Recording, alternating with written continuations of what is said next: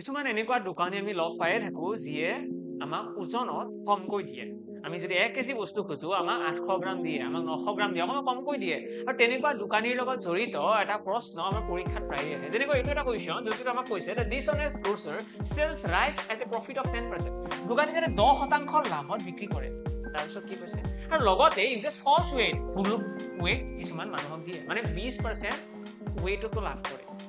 যদি কোনোবাই 100 টকাৰ বস্তু খুজিছে 80 বস্তু দিয়ে, 100 গ্ৰাম বস্তু খুজিলে 80 গ্ৰাম বস্তু দিয়ে, তেনেকুৱা টাইপৰ। আৰু এনেকুৱা টাইপৰ কুৱেশ্যনত আমাৰ টোটেল কিমান প্ৰফিট হ'ল সেইটো উলিওৱাৰ কাৰণে আমি প্ৰথমতে লিখো জেনেৰেলি কি কৈছিলে 10% প্ৰফিট বুলি কৈছিলে, তো 10ৰ পৰা 11।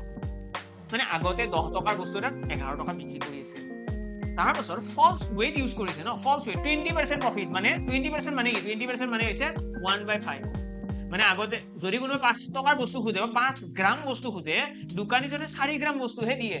হয়, আমি সেই ওজনৰ যিটো অনুপাত আছে ন, 5 গ্ৰাম খুজিলে 4 গ্ৰাম দিয়ে, আমি এনেকৈ অনুপাতটো উলিয়াই ল'ব লাগে। আৰু তাৰ যিটো ইনভাৰ্স ৰেচিঅ, ওলোটা অনুপাত, সেইটোক আমি ইয়াতে লিখি দিম, অৰ্থাৎ 4:5। আৰু এইখিনি কেলকুলেট কৰিলে আমি পাম যে আগতে বস্তুটোৰ মানে কিনা দাম আছিলে 40, বিক্ৰী মূল্য কিমান? 55।